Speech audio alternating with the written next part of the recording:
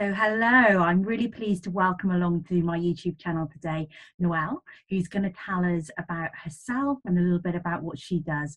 And I love what she does. So Nawal actually is a solicitor, a mediator, a divorcee, a co-parent, and she's a divorce coach. So if you want someone who's got it all, it's definitely Nawal. Do you want to tell us a little bit more about yourself? Thank you. That was a good intro. I like that. Yes, so yes, I'm all of the above. I mean, essentially, I am a divorce coach. That's what I've chosen to sort of specialise in. I found that when I was going through my own divorce process, that I didn't have anyone that I could ask certain questions to. Even as a solicitor, very familiar with wording. Though we're not a family solicitor, I could definitely, understand, investigate, get my head around it. But I just didn't have anyone that I could bounce ideas off, or anyone to sort of check my judgment with, or even just to share sort of the pain, I guess, in a way, apart from obviously friends that give you this different sort of emotional perspective on things, or my solicitor that was charging me quite a lot of money per hour. So I set up Your Divorce Coach to kind of help people navigate their divorce process. And that was kind of the reason why I set it up. Yeah. The irony here is, I suppose, that the person that you would have been soundboarding this with is the person that you're separating from. Oh my God. So the number of times that I have said, I wish I found me. I wish I found myself. Absolutely. Absolutely. And actually, the fact that I'm able to do this now and to help others is, it's that whole finding your purpose, which I'm so grateful for. But that is the most repeated phrase is I wish I'd found you sooner, or, things like that. But yes, essentially I'm doing the very thing that I needed myself. Absolutely, Kerry. Yeah. Love it. So you have a specialism, don't you? And there is a certain aspect of what you do. So do you want to tell us a little bit more about that? Yeah, so as a divorce coach, sort of generally, I help my clients pre, middle, and end, because even when you get your consent order and everything sort of legally sorted out, you still need help sometimes. Yes. And I help clients at the beginning in terms of thinking about the options around divorce. You don't necessarily have to go straight into adversarial. In the middle, you're dealing with your solicitor, but you're having communication problems. You're trying to deal with your ex-partner. You're having issues around your children and how they're coping with divorce. And as I said at the end, post all of that, still trying to communicate. But the specialty, or the expert sort of field, is toxic personalities. And look, we don't necessarily like to label, but narcissistic personalities is definitely something that I specialize in, because you divorce a narcissist in a very, very different way. And quite a large number of my clients come to me for help in trying to communicate with them, be it email, text, whatever, how to enter into a divorce when you're facing that with a narcissist, how to co-parent, so you can't really co-parent, you parallel parent, and how to empower yourself when you are dealing with a narcissist, and also how to empower your children if they have a narcissistic parent. There are so many different areas that I help clients with in that specific regard. But yes, narcissistic, toxic personalities is my thing, Kerry. And that's so valuable. I know that it is a word that we are more familiar with. And I know certainly kind of it's becoming something that if you mention to somebody else, they would know what that term meant. But I don't think there's much knowledge around how to deal with it. So we're becoming aware of what it is and to identify, but not how to actually cope and deal with it. So I thought it'd be really massively useful today if we could get some top tips from you, if you are a woman or a man going through this scenario, and just kind of, like you said, there's some ways that you divorce that are different if it is somebody who is coercive. Yeah, absolutely. And what, that's the point as well. I think a lot of us might think it's only narcissistic men, when actually I have quite a few male clients that are dealing with narcissistic women. So absolutely, this label that we're giving, applies to both men and women. And yes, look, I've got 3 good tips that just to kind of, I don't know, give you some sort of insight as to how to deal with them. But yes, there's so many different areas. I suppose the first one, I mean, to answer your question first, actually, in terms of is it new? I think, yes, quite a few people have heard of the terminology narcissism. And look, if you really want to think about it, we're all sort of narcissistic in a way, because we like to wear a bit of makeup, us ladies, or like to wear, like to dress up, so healthy narcissism is perfectly normal. But it's when your behavior with that narcissism crosses a certain boundary and starts to impact somebody else's life to the detriment of that person, that's when that narcissism becomes unhealthy. So that sort of, it's kind of like probably the caveat that I wanted to say. So 3 tips that I think about. Number 1, prepare. You cannot do enough preparation. Narcissists are very good at playing terrible tricks in the divorce process. So if you are contemplating divorcing a narcissist, I'd go on a hunt for all sorts of documentation. I'm talking bank accounts, ISAs, pensions, everything, anything that you can get your hands on, any type of documentation, mortgage, because it may be that you just didn't necessarily get involved in that aspect of your married life and just left it for that other person. So the first step would be to gain as much information as you can. Even and another it to them then. So before mentioning it to them, absolutely, yes. Yes, it's like a discovery exercise. Just before you do anything, this is like your preparation, your prep.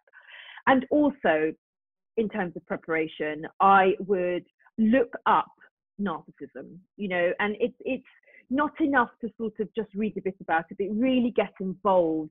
Maybe even try and identify the type of narcissist that you are dealing with, because you have to prepare yourself emotionally for what you're about to sort of encounter, or this path that you're going to go down. So preparation may also mean a bank account where you've saved money, because you're potentially going to go into litigation with the narcissist.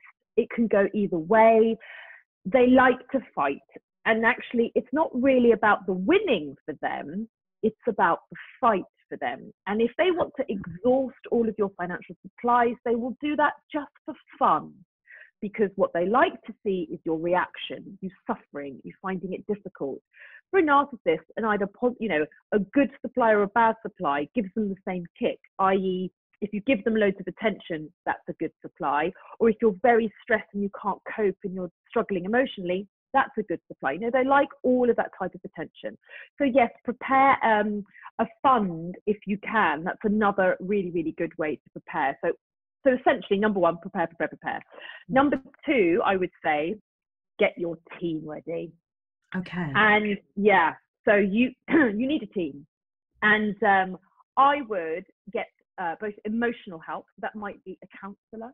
Because again, if you've been living or coping with a narcissist for a very long time, you're going to have lots of sort of emotional turmoil issues that you kind of need to work through. I would also use a divorce coach that specialises in narcissism, because, as I said, there's a certain way to divorce a narcissist, and there are certain tricks that they will play.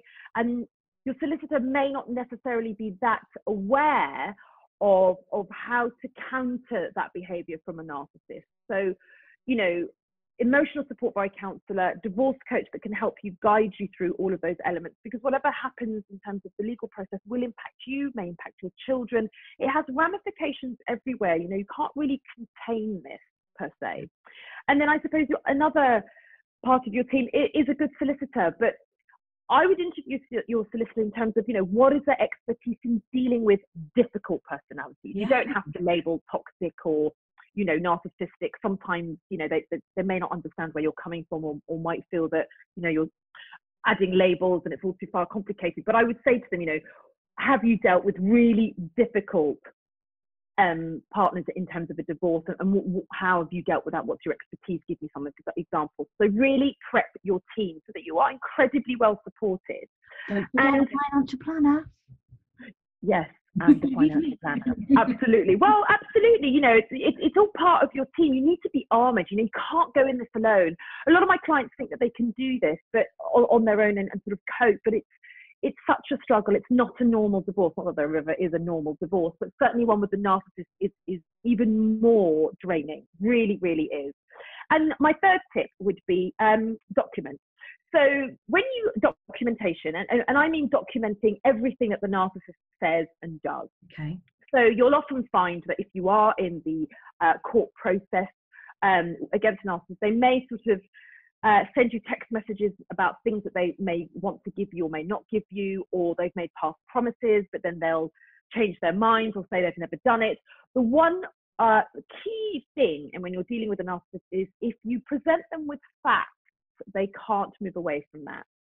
And it's not enough to say, but you said that, or you promised me that. Everything in writing. So if they say to you, oh, look, let's go for a coffee and we can chat about it and come to some sort of resolution. No, let's talk about it over email. You need all of that documentation from them. So as I said, text messages or emails. And another way to document as well is anything about the children, get that as well, get a parenting plan. You know, I wouldn't necessarily go ahead on a, you know, sort of oral arrangements about the children. It might start well at the beginning, and if that goes well for you, then that's great. But if you start to notice that that's changing somewhat, or they're playing around with it, you know, document a parenting plan, try that step further. And if that doesn't work, you may potentially also need a consent order. It's highly likely, actually, when you're divorcing a narcissist, that you will need financial and child arrangement orders, because they just love to break the boundaries. They love just to play around with everything. And you need to pin them down. So pin them down factually, and then pin them down in terms of any finances and children. So that would be my first tip. Document as much as you can. That's amazing. What a perspective. I hadn't really thought about how they might be trying to play for the playing sake. Yes, they do. They do. It's not about winning. It's about having a little play with you, and they'll change around. They'll be very friendly at the beginning, and you'll feel you're getting somewhere, and you think, oh, absolutely brilliant, I'm going to close this, and then they'll go, actually, I've changed my mind. I'm not going to do that anymore, just because it's fun. And it literally is. It's that. It's literally it's fun for them. I love this video because I think it's going to help these people understand and have that perspective of the journey, to be prepared for that, like you say, to have their team around them. Absolutely. And just be mindful of it. You know, if you're expecting to fight yourself and you're expecting it to be difficult, you're going to be so much more armoured to do that. Absolutely. And there's another sort of, I guess, arm to this as well. It's really understanding. This is how I work with my clients. It's understanding the tricks that these narcissists play. And just to name a few: hiding money, falsifying bank statements, just absolutely anything and everything. Oh, losing their job, I've lost my job, I have no work now. Not working, choosing not to work for the next 5 or 6 years, scrambling money away somewhere. I mean, any trick that you can possibly think of. Parental alienation is a very standard one. Spoiling their children and in terms of trying to win them over. Flying monkeys, so the use of other people to sort of present their case, bad labeling you, people talking about you behind your back. There are so different tactics that they use, and essentially the main goal is to bring you down so that you're exhausted, you simply cannot continue, and you just want to give in. And that's the goal, really, is just to break you down so that you don't have that strength to keep moving forward. And that, again, is how I help my clients. It's just giving them that support so they can get to the end of this. Amazing. So how can people find you? Right, so I am on all the normal social media platforms. So you can find me on Instagram at your_divorce_coach. I'm also on Facebook as Your Divorce Coach. I also have a free narcissistic abuse survivors group. You can join that for free. Again, if you just go to my Facebook page, Your Divorce Coach, the link to the group is there. If you wanted to put in my notes my email also. Yes, and my clients, contact me all day, any day, text, email, telephone. We start off with Zoom, but it's just this continuous sort of communication any which way that they prefer. Amazing. So I do quite often recommend that my clients, if they have this in their relationship, start following you on Instagram, because it's just a little daily dose of inspiration, and just every Yeah, day that yeah, little tiny tip or direction, and yeah, yeah, okay, yeah, he's playing yeah. a game and this is recognized. Yes, Yeah, yes, that kind yes. of thing. And actually, just at the moment, I just some stories this morning on Instagram, and I am discussing co-parenting and Yeah, parallel parenting, yeah, as in what is the difference and which one should I go for. So yeah, do find me on Insta, and even if it's just to watch those videos, there's loads of Instagram videos saved there, and the highlights, a variety of just resource that's available out there to people, and so is the Facebook group. Also, I drop hints in there every other day, and we talk about sort of not just narcissism as in your ex-partner actually, but narcissism, be it your parents, family, friends, work colleague, because it hits all areas. I mean, we're just discussing it sort of the divorce realm really, yeah. but narcissism is everywhere. Brilliant. And I do love the fact that there is all that resource there. So keep doing what you're doing. It is amazing. Thank you.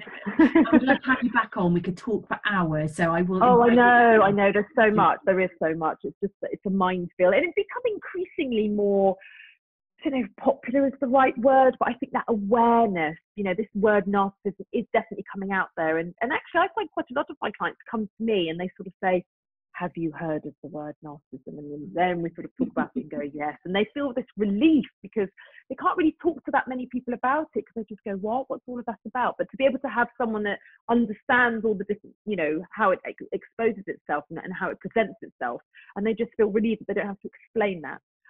But yeah, it's just And very, very out confident, I there. suppose, as well. Really confident that there's some real practical things that they can do Yeah, to get some control back, yeah, absolutely. Because that's what it is. It's about not giving them your power. It's about empowering yourself. But also, there's so much work to do around acceptance, and accepting that this is the partner that you have chosen. This may be the partner that you have children with. And to try and fight it is not the way. Yeah. It's to work with it, but to your benefit, and work around it. And that probably is, again, the number one key thing to do. If you're trying to fight against the narcissist, I can tell you now, you are not going to win. You're just playing into their hands. Well, absolutely. And they'll not worry about losing a lot more. They will deplete all financial reserves if they have to, if it means they've just made you suffer. Whereas any logical, reasonable person will be able to weigh that up, whether that's the right thing to do, and let's work around it. But they head just towards that goal, which doesn't make sense. So brilliant. Thank you. I will invite you back on. Oh, super. Thank you so much, Kerry. That was good fun. You are welcome. Thank you. Bye. Bye.